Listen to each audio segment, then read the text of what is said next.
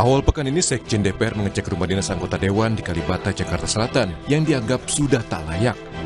Rumah dinas ini tidak akan ditempati lagi oleh anggota DPR periode 2024-2029. Menurut Sekjen DPR, setiap hari ada 15 laporan keluhan yang masuk terkait kondisi rumah dinas DPR, seperti kebocoran atap, banjir, adanya tikus, dan rayap. Keluhan yang utama sebenarnya di samping bocoran dan kerusakan plumbing dan juga saluran, macetnya saluran gitu ya. Hal lain lagi tambahan mungkin ini juga yang sulit diselesaikan, yaitu masalah banyaknya tikus, dan yang paling parah adalah berkaitan dengan rayap, kerusakan-kerusakan di bangunan di isi bangunan yang isinya dari kayu pasti rusak dalam waktu jangka tertentu. Meski pihak Sekjen DPR belum menetapkan besaran tunjangan perumahan, namun diperkirakan setiap anggota DPR akan menerima tunjangan 30 hingga 50 juta rupiah setiap bulannya. Dengan demikian, setiap anggota DPR akan menerima 360 hingga 600 juta rupiah setiap tahunnya. Lalu apa tanggapan anggota DPR? Anggota DPR fraksi Nasdem Ahmad Sahroni menilai rumah dinas sudah tidak layak, yang perawatannya lebih mahal dibandingkan dengan uang tunjangan yang diberikan. Dengan pengeluaran yang dikasih per bulan, dengan perawatan yang dilakukan oleh Kesekjenan DPR, dilakukan kepada rumah dinas di Kalibata misalnya contoh, itu bahkan bisa 3-4 kali lipat mahalnya daripada harus menggantikan uang. Nah, di sisi lain, ya maaf nih, kan anggota DPR yang terpilih 580 anggota DPR, kan sebelumnya pasti punya rumah lah. Ya, lebih baik manfaatkan yang ada, kalaupun yang di daerah tinggal di Jakarta, misalnya kan masih banyak fasilitas rumah sewaan atau kontrakan yang mumpuni untuk dia tinggal di areal Jakarta. Sementara itu, Ketua DPR Puan Maharani tak bicara soal besaran tunjangan atau fasilitas rumah dinas.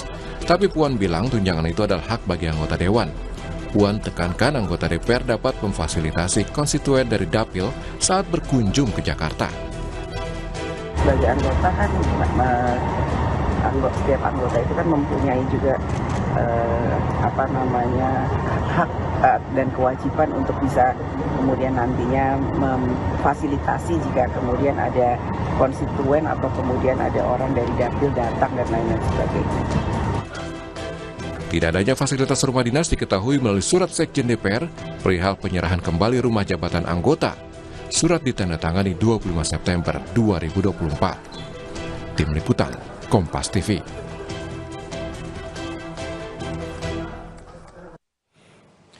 Saudara, rumah dinas DPR dinilai sudah tidak layak, tapi gantinya anggota Dewan akan mendapat tunjangan yang diperkirakan hingga 50 juta rupiah per bulan. Anggota Dewan ada yang setuju dan tidak. Tapi apakah tunjangan rumah berupa uang ini layak diberikan? Kita ulas bersama anggota DPR fraksi PDI Perjuangan, Inyoman Parta. Lalu yang hadir di studio ada anggota DPR fraksi Partai Golkar, Jamaluddin The Ultraman Melik, dan peneliti Indonesia Parliamentary Center Arief Adiputro. Selamat pagi Bapak-Bapak. Pagi. Oke, saya ke Pak Nyoman dulu. Pak Nyoman, dengar suara saya dengan jelas? Oke. Nanti kita akan hubungi Pak Nyoman, masih ada kendala teknis. Saya ke Mas Jamal dulu nih. Mas Jamal, ya. Anda sebagai anggota Dewan yang baru kira-kira, sekarang sudah ada tempat tinggal di Jakarta?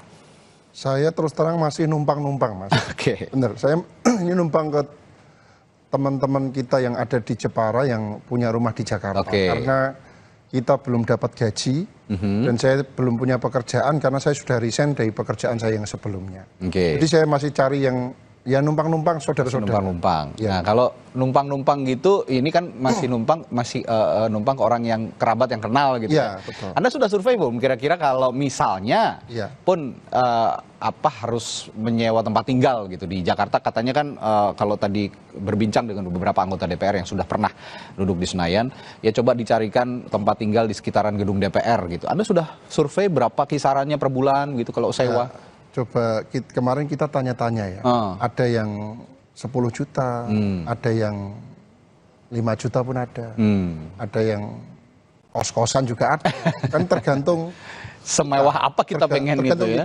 Namun ada satu hal yang menjadi perhatian kita bersama, yaitu kita mempunyai 5 tenaga ahli. Ya. Dan tenaga ahli saya itu semuanya kita bawa dari Jepara. Dari Jepara. Kudus dan Demak.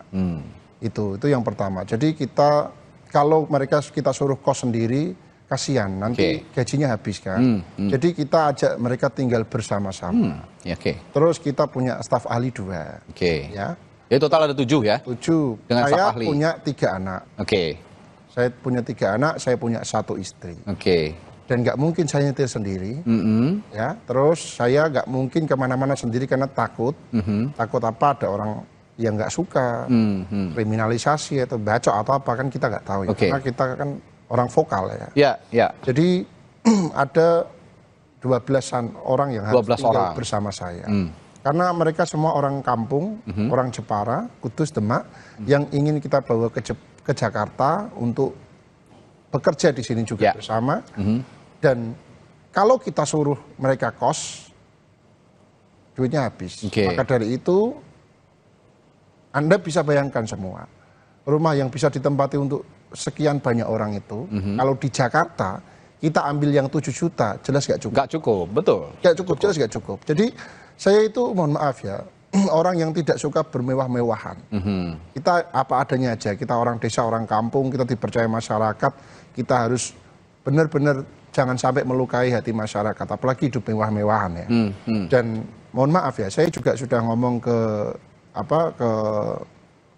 partai saya ya, saya juga insya Allah saya tidak akan renov ruangan saya juga. Ya udah apa adanya kita pakai. Itu ya Mas. Ini ada 12 orang begitu. Artinya ya kalaupun dikasih rumah dinas di Kalibata, itu apakah cukup atau justru lebih dari cukup menurut Anda? Kalau rumah dinas di Kalibata, kalau saya sendiri, kan kita kan DPR baru Mas. Kita kan belum tahu ya rumah dinas di Kalibata itu kondisinya seperti apa realnya. Yang kita tahu kan dari medsos, dari TV. Saya pernah main ke tempat teman saya yang jadi DPR periode tahun kemarin. Saya melihat sendiri dengan mata kepala saya sendiri pada bocor. Memang ininya banyak fasilitasnya rusak. Banyak yang rusak, itu yang pertama. Terus yang kedua, ya apa ya, kalau untuk luasnya sih sudah cukup. Jumlah kamarnya ada 3, mungkin staf ahli 1 kamar 3 orang ya, biasa bisa kan gitu. Ya ada banyak PR yang tadi menjadi catatan, karena itu kalau tidak diperbaiki kan tidak nyaman. Tapi kalau diperbaiki itu kan butuh anggaran yang besar. Karena diperbaiki nggak mungkin 1 rumah kan keseluruhan. Nah makanya masyarakat harus cek. Ini saya juga belum tahu. Kapan terakhir kali DPR ada renovasi rumah dinas? Itu yang paling penting. Ya kalau 10 tahun yang lalu ya memang sudah selayaknya kita punya tempat yang nyaman aja, nggak usah mewah, nyaman aja. Ini sebenarnya yang harus kita konfirmasi juga dari Kesekjenan DPR. Kalau memang ada rumah dinas, itu kan ada maintenance bulanan yang harus dilakukan, dan itu anggarannya berapa? Kalau memang ada anggaran bulanan untuk maintenance, harusnya digunakan. Nah ini dipertanyakan juga, kalau memang ada anggaran maintenance tidak digunakan, anggarannya kemana gitu kira-kira?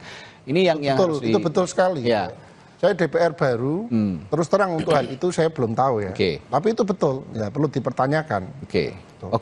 Nah, saya masih mencoba untuk menghubungi Pak Nyoman. Pak Nyoman ini juga adalah anggota DPR yang sudah, ini periode kesekian kalinya begitu untuk Pak Nyoman, sehingga kita harus bisa tanya sebenarnya pengalaman Pak Nyoman untuk menempati rumah dinas. Tapi kami masih ada kendala teknis, Pak. Coba saya hubungi Pak Nyoman, bisa dengar suara saya?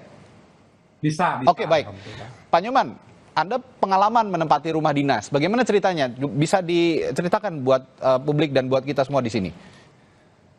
Begini, Mas dan pemirsa Kompas TV, saya sebelum di Senayan 5 tahun yang lalu, saya anggota di Provinsi Bali. Di provinsi kami juga tidak dapat rumah, uang perumahan. Jadi DPR di seluruh Indonesia juga sama, termasuk juga di DKI. Nah, ketika ke Jakarta 5 tahun lalu, saya dapat rumah dinas. Karena dapat rumah dinas, otomatis tidak dapat tunjangan perumahan. Jadi sederhana sekali urutnya, tidak dapat rumah dinas, dapat uang tunjangan perumahan. Dapat rumah dinas, tidak dapat uang tunjangan perumahan. Jadi urutnya sangat sederhana sebenarnya. Terus selama tinggal di di rumah dinas, saya termasuk orang yang maaf ya, orang yang ya hidup apa adanya, sederhana. Tapi memang rumah dinas itu lemah banget. Nah, apa namanya, sinar itu kebetulan tempat saya duduk, tempat saya tinggal itu hanya dapat sinar saat sore. Jadi tidak full. Terus yang kedua dia memang pengap ya, pengap. Terus banyak yang bocor. Kalau ya bocor kita perbaiki. Sekarang ada yang bocor, ada yang tidak, tapi ya kita perbaiki. Tapi karena memang itu fasilitas yang diberikan oleh negara, ya kami tempati. Setahu saya coba cek, ternyata rumah DPR itu sudah tahun 1980-an. Ya, ini jadi kurang lebih umurnya saat pertama dibangun sudah, kalau sekarang 2024 sudah 40 tahun. Tidak pernah melakukan renovasi besar. Jadi saya yakin rumah itu boros karena sering sekali ya kloset rusak, pump tidak jalan, terus talang air di atas bocor, banyaklah persoalan. Anda dapat informasi nggak Pak Nyoman, terakhir kali renovasi besar itu tahun berapa untuk rumah dinas DPR? 5 tahun terakhir, saya tinggalnya kan 5 tahun terakhir, tidak ada renovasi. Tidak ada renovasi? Ya, jadi di tempat saya itu nggak ada renovasi. Artinya paling hanya yang ngecat kecil, yang gitu. Jadi yang besar, renovasi besar artinya tidak ada. Ini tidak ada renovasi, Anda dapat informasi juga nggak? Sebenarnya ada nggak biaya renovasi bulanan atau maintenance bulanan atau mungkin tahunan dari Kesekjenan DPR sebagai pengelola rumah dinas di DPR atau pihak yang juga punya tanggung jawab untuk memantau rumah dinas DPR? Kalau jumlah, kalau biaya perawatan rumah pasti ada. Ada ya. Sebagaimana pada umumnya rumah jabatan pejabat negara. Nominalnya berapa Pak Nyoman? Saya kurang tahu karena memang pertama saya tidak di panitia anggaran. Terus yang kedua ada persoalan di DPR. Semenjak DPR tidak tahu satuan 3, DPR kurang tahu tentang detail berapa sih sebuah satuan kegiatan biayanya. Jadi DPR tidak tahu. Sehingga kalau ditanya berapa jumlahnya, saya tidak tahu. Saya tidak tahu jumlahnya, tetapi pasti ada biaya. Ini ada apa juga saya akan sampaikan informasi. Sebelumnya ada sejumlah proyek pengadaan di DPR yang dibatalkan setelah mengemuka ke publik. Di antaranya pada tahun 2007, ini ada rencana pengadaan 550 laptop senilai 12 miliar rupiah yang akhirnya dibatalkan karena dinilai terlalu pemborosan anggaran, terlalu besar anggarannya. Lalu ada penolakan bahkan datang dari fraksi di DPR pada saat itu. Nah setelah itu ada tahun 2011, ada pembangunan gedung baru DPR yang semula direncanakan 36 lantai, akhirnya batal juga. Saat itu anggarannya mencapai 1,1 triliun rupiah pada tahun 2021 ya. Lalu di 2022 usai menuai kontroversi, DPR akhirnya membatalkan pengadaan gorden untuk 505 rumah dinas di Jakarta yang saat itu anggarannya mencapai 48 miliar rupiah. Memang ada upaya-upaya untuk perbaikan tapi batal. Kalau untuk gorden, saya pada saat itu juga sempat memantau harga 48 miliar untuk gorden-gorden di DPR juga memang nilainya cukup fantastis. Nah ini saya juga lanjutkan perbincangan. Jangan-jangan begitu ketika ada fasilitas rumah dinas dan ada biaya maintenance, ini yang juga harus kita koreksi, mungkin ada audit juga ya untuk pengelola rumah dinas di DPR.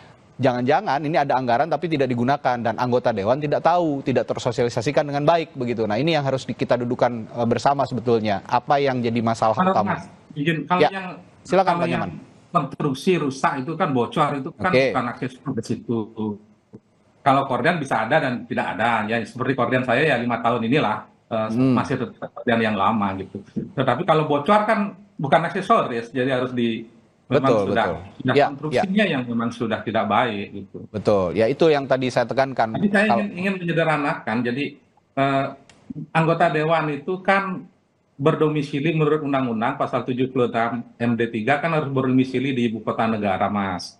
Dan kami adalah orang-orang dapil seperti Pak Jamaluddin dari Jawa Timur, saya dari Bali. Dari Jawa Tengah Pak Jamaluddin ya. Jawa Tengah. Jadi semua sebagian besar mungkin 80 sampai 90% anggota dewan itu tidak punya rumah di Jakarta. Saya orang daerah, orang Bali ke Jakarta, tidak ada rumah.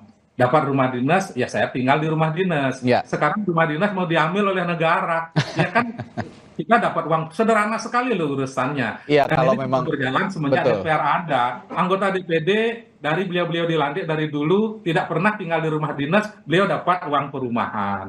Jadi DPR DKI tidak dapat rumah dinas, anggotanya dapat uang perumahan. Sesungguhnya hal yang sangat sangat sederhana karena kami harus tidur di mana di situ. Ya, kami paham dan saya juga paham, sangat paham dengan kondisi Pak Nyoman, Mas Jamaluddin. Mohon maaf, yang bikin saya sedih ya. Saya ini kan salah satu bagian dari pejabat negara. Ya.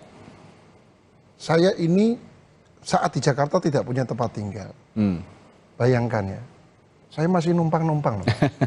Bener. Saya masih numpang-numpang, saya cari yang gratisan karena kita memang belum ada gaji, duit. belum ada duit. Iya, belum ada penghasilan lah istilahnya begitu ya. Itu yang membuat hati saya agak sedih bener. Ini saya ya menahan air mata ini karena ini publik perlu tahu publik perlu tahu. Jadi DPR baru ini belum mendapatkan rumah dan belum gajian.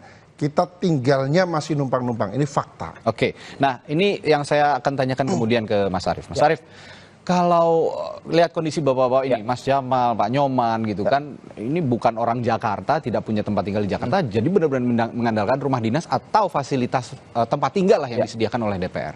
Tapi di sisi lain banyak pertentangan dari publik gitu. Bagaimana mendudukan masalah ini? Jadi sebenarnya kan yang dipertentangkan publik adalah platform budget untuk tunjangan rumah yang begitu fantastis. 30 sampai 50 juta. Jadi tadi di-mention juga soal apakah DPR punya biaya untuk maintenance? Ada. Itu biayanya 32,6 miliar per tahun. Per tahun. Per tahun. Dan saya sudah cek di RAB DIPA DPR ya, yang 2024 deh, yang terbaru. Itu sama harganya, budgetnya itu sekitar 32 sekian M. Dan itu rinciannya jelas loh Mas. Ada untuk perbaikan atap, ada perbaikan untuk keramik, ada pokoknya macam-macam. Itu disediakan budget untuk menyelesaikan atau pemeliharaan gedung rumah dinas di Kalibata maupun Ulu Jami ya.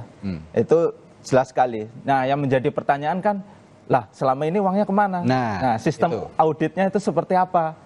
Dan sebagainya ya. Nah, publik menanyakan itu sebenarnya, bukan apa-apa, misalkan terkait dengan mekanisme pemindahan atau penarikan gedung dari negara itu kan ada diatur dalam undang-undang kan. Nah, itu jelas bahwa di undang-undang itu apa faktor utamanya misalkan. Kalau memang faktor utamanya adalah rusak dan sebagainya gitu kan.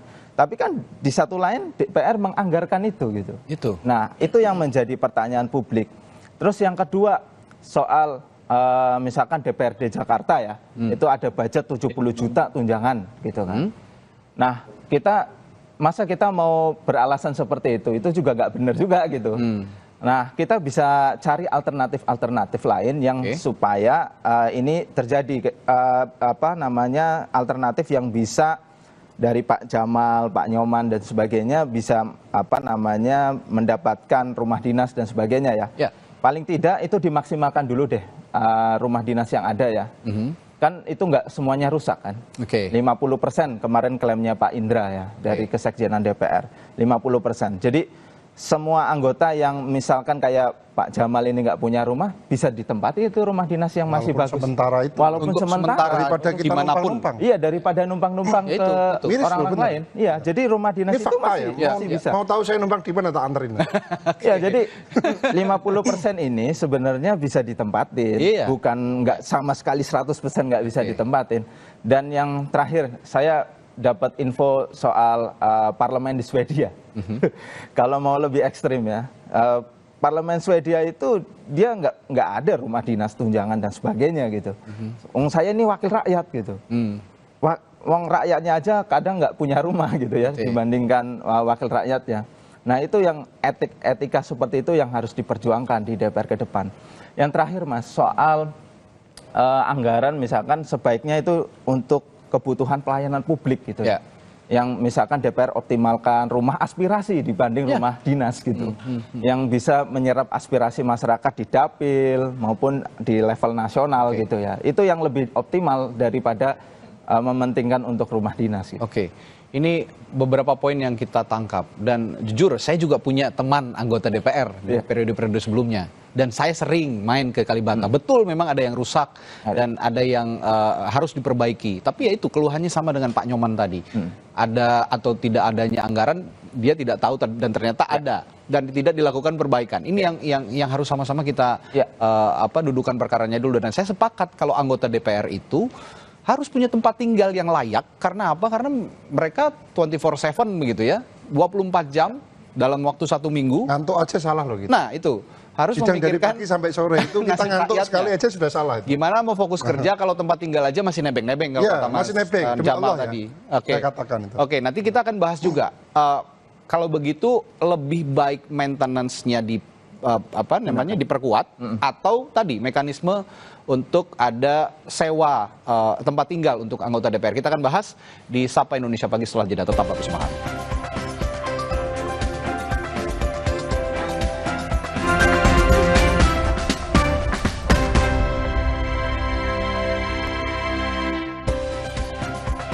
Kita sudah bicara tadi di paruh pertama perbincangan kita pagi hari ini bahwa ada kritik publik, bahwa dinilai ada pemborosan jika ada tunjangan untuk tempat tinggal senilai 30 sampai 50 juta rupiah per bulan. Bisa dibayangkan kalau per tahun ini jumlahnya akan sangat besar. Nah, di sisi lain saya juga sangat setuju dan sangat paham dengan posisi bapak-bapak anggota dewan, terutama yang baru maupun juga Pak Nyoman yang sudah bertahun-tahun tinggal di rumah dinas, bahwa anggota DPR RI harus punya tempat tinggal yang layak. Apalagi mereka juga sering dihampiri konstituen, menjadi rumah aspirasi, sekaligus juga menampung aspirasi dari daerah-daerah mereka masing-masing, yang masanya juga tidak akan mungkin sedikit. Jadi harus ada balancing antara efektivitas anggaran dan juga ketersediaan tempat tinggal yang layak untuk anggota DPR. Nah, kalau dari sisinya Mas Jamal nih sebagai anggota DPR baru, lebih prefer apa? Lebih prefer rumah dinas atau sewa saja tapi dengan nilai yang proporsional atau bagaimana? Kalau kita itu tidak masalah ya, mau sewa, mau dikasih rumah dinas, yang penting kita ada rumah aja udah itu aja poin kita ya. Karena kita orang daerah seperti Pak Nyoman tadi, kita orang daerah, bukan orang yang punya rumah di Jakarta. Rumah di Jakarta kita tahu sendiri harganya mahal-mahal. Mahal-mahal. Saya aja minggir kok nggak di Jakarta. Ya, makanya itu. Kalau tidak segera diberikan rumah dinas atau tunjangan rumah dinas itu, maka orang seperti saya ini repot, Pak. Ya, om saya rumahnya di Lebak Bulus.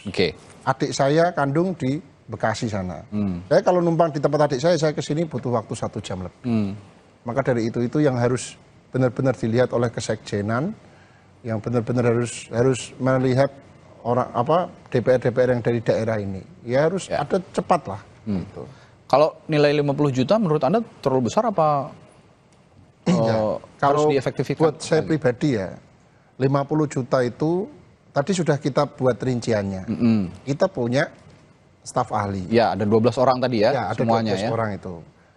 Untuk anak saya 3. Saya sendiri sama untuk anak saya sudah 2 kamar. Kan gitu. Bisa 1 kamar lah, untel-untelan gitu pun nggak masalah ya. Yang jelas kita maunya kita itu bekerja secara optimal. Kita nggak mau di dalam ruang rapat ngantuk. Kita maunya tetap fit, tetap kerja dengan optimal. Itu pertama ya harus punya rumah dinas yang dekat dengan Senayan. Biar kita nggak telat, yang paling penting ya. Biar kita nggak telat, karena DPR kan tidak boleh pakai rotator, nggak boleh kan? Nggak boleh. Kita kan harus mengikuti pada umumnya. Dan Jakarta ini macet sekali, beda dengan di daerah saya Jepara ya. Itu 10 km bisa hanya beberapa menit gitu. Kalau di Jakarta bisa 1 jam. 10 km itu yang pertama ya. Yang kedua, tentu saja ya, jangan rumah yang banyak PR-nya. Kalau kita dikasih rumah dinas itu, kita boleh, nggak masalah. Tadi disebutkan ada separuh yang masih bagus, saya kan nggak tahu aslinya. Yang jelas, kita ini, wakil rakyat ini, kita tidak mau bermewah-mewahan. Kita tidak mau bermewah-mewahan. Yang penting kita ini bisa hidup dan istirahat dengan nyaman, tempatnya tidak terlalu jauh itu, Mas. Oke. Dan menurut saya 30 sampai 50 juta dengan kondisi Jakarta seperti ini yang dekat dengan Senayan, memang harga sewanya mahal-mahal. Saya kemarin cek mahal-mahal. Oke, kisaran berapa Pak pada saat saya kemarin cek yang dekat dengan Senayan ya, itu ada di atas 30 lebih. 30-an juta ya, itu udah full furnish gitu ya. Kamar 5 full furnish. Lebih Mas itu. Itu 30 itu belum jutaan. Listrik ya. Oke. Belum kita bayar listrik. Kita bayar air. Karena di Jakarta bulanan. Ini air bayar ya. Kalau di kampung bulanan. Saya itu tinggal nimba aja udah dapat air gitu. Oke, ini yang harus ditinjau.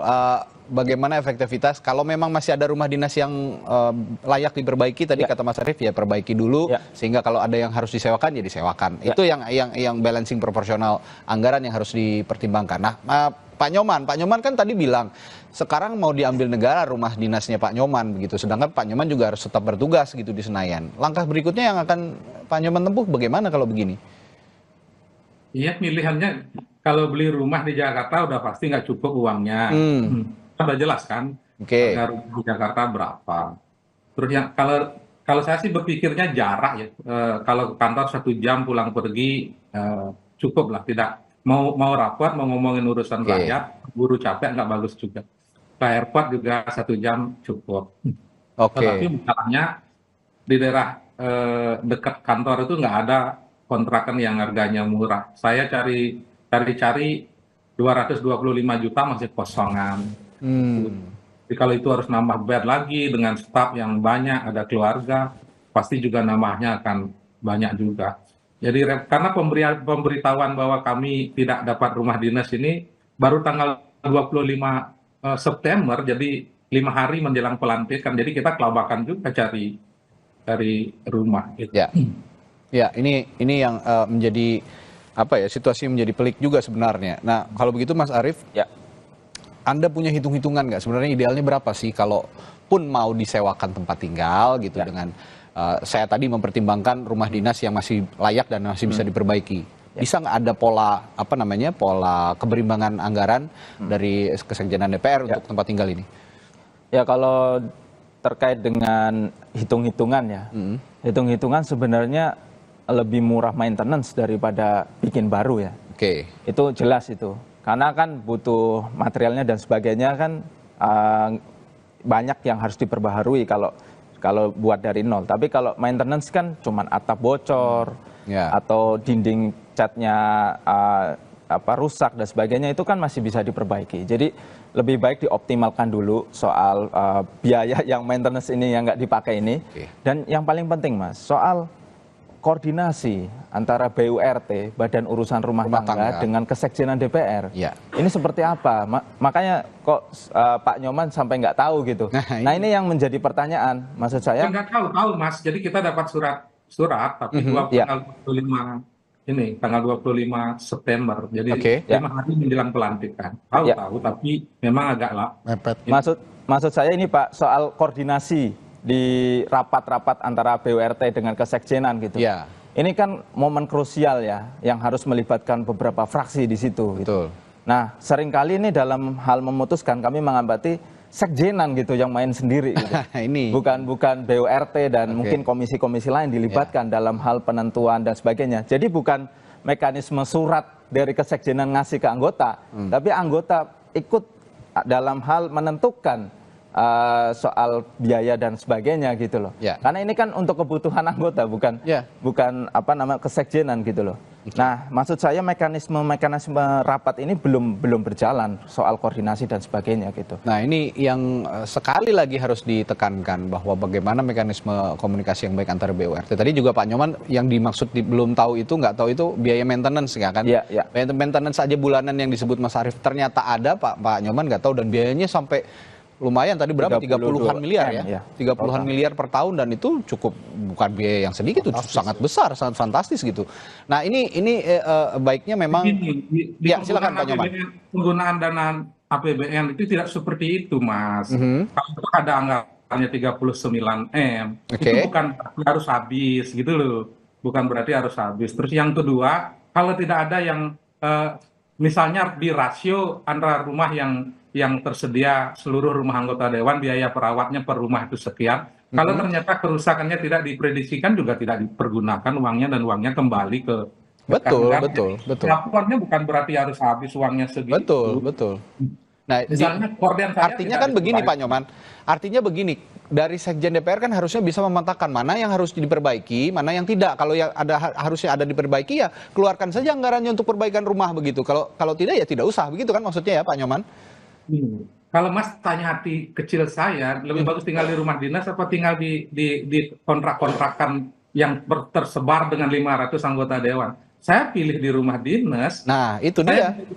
Saya bisa berguru dengan senior-senior di rumah dinas pada anggota dewan yang lebih awal, lebih banyak mengetahui tentang urusan kesenangan dan urusan rakyat. Tetapi masalahnya kan hari ini memang kondisi rumah dinas ya seperti itu kondisinya. Jadi sebagiannya masih ada yang layak, sebagiannya sudah tidak layak. Ya kondisi realitanya kita kan berhadapan dengan realita yang kondisi rumah jabatan yang sudah 40 tahun.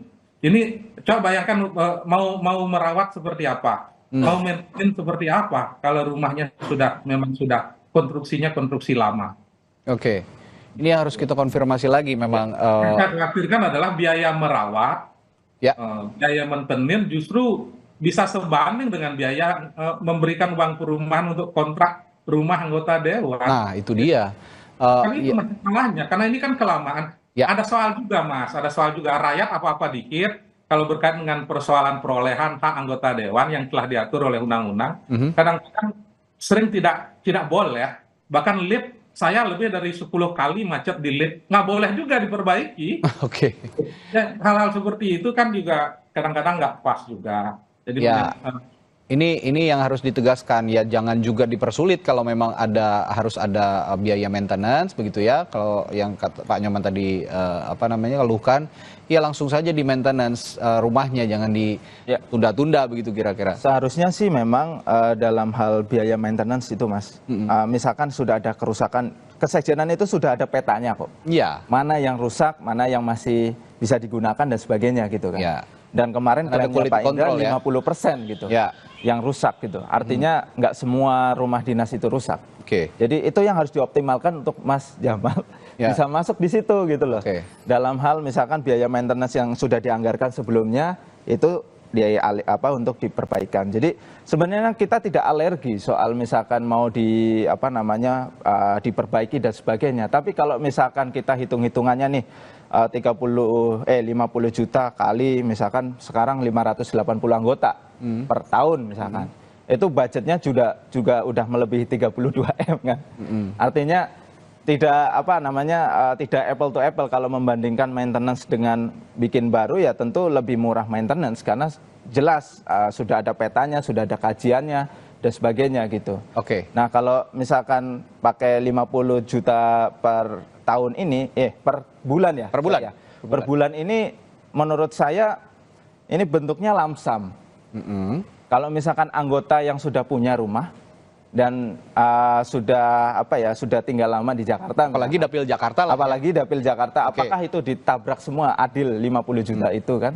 Itu kan harus itu juga akan jadi pemborosan karena duitnya akan nggak terpakai, orang dia punya rumah di sini buat apa gitu. Menurut saya 50 juta ini nanti akan kemana gitu tunjangannya, karena bentuknya lamsam kan. Nah, jadi kalau saya tarik garis lurus, pertanyaan saya berikutnya, biaya 50 juta per bulan ini banyak manfaatnya atau banyak mudorotnya kira-kira kalau kalau diterapkan? Kalau untuk warga yang dapilnya jauh-jauh seperti saya, manfaat. Kalau misalkan di Jabodetabek, Jabar misalkan, Jawa dekat gitu, Banten, Jakarta, ya menurut saya mereka juga sudah punya rumah dan sebagainya gitu. Dan apalagi kalau misalkan kita lihat DPR itu kan lebih banyak reses di dapilnya gitu kan. Belum lagi nanti kundapil hari Sabtu dan Minggu gitu kan.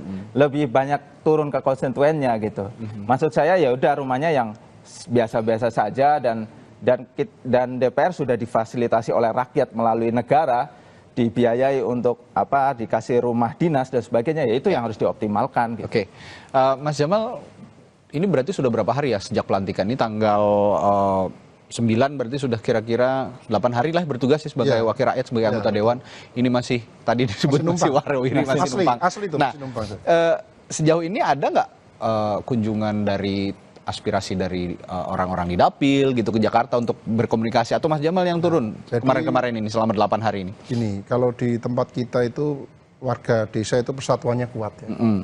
Jadi kalau ada tamu yang nginepnya bareng sama saya di rumah om saya. Oke. Ya gitu. Nah itu sempat datang gitu, sempat bertamu. Datang bertamu. Nah mereka punya ini nggak sih pendapat soal rumah dinas ini? Mereka ada yang mengeluhkan? Mereka ngomong ya. Kamu jadi DPR kok tambah susah sih mas. Bener ngomong gitu. Karena sebelumnya saya punya gaji ya mas. Di pekerjaan saya lama kan saya harus resign untuk menjaga saya biar maksimal untuk melayani masyarakat. Saya kan harus resign. Nah di situ kan saya nggak punya penghasilan mas.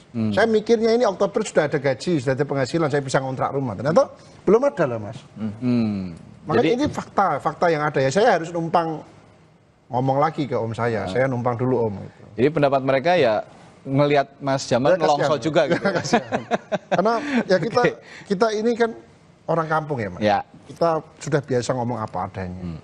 Ya biar apa adanya seperti ini. Kalau masalah tadi ada anggaran rumah renovasi yang per tahun sekian, kalau nggak dihabiskan ya eman-eman. Kenapa nggak dihabiskan? Pertanyaannya kan itu, wong PR-nya banyak. Maka dari itu kalau nggak ada PR nggak dihabiskan ya wajar. Ya, ada PR banyak kok nggak dihabiskan. Betul. Harusnya kan malah dihabiskan dan nambah anggaran kalau kurang. Harusnya kan begitu. Saya DPR baru ya mas, makanya saya belum tahu. Saya baru menanggapi yang terjadi di diskusi ini.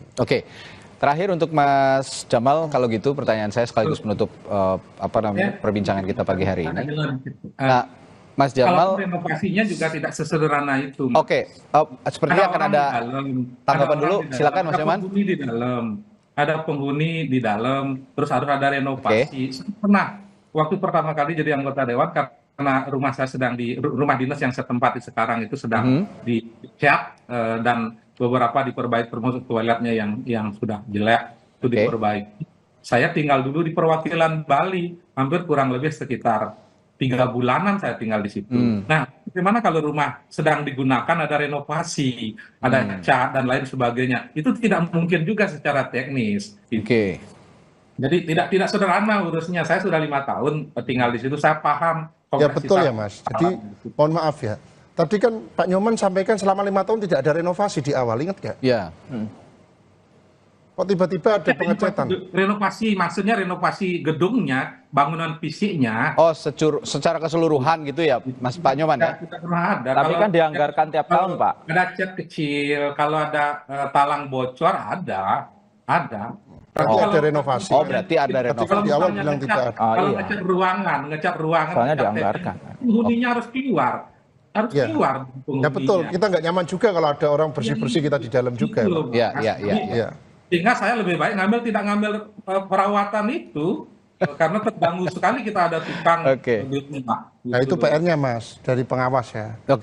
Itu. Kalau ada renovasi, ditaruh di mana dulu, rumah dinas sementara. Renovasi itu.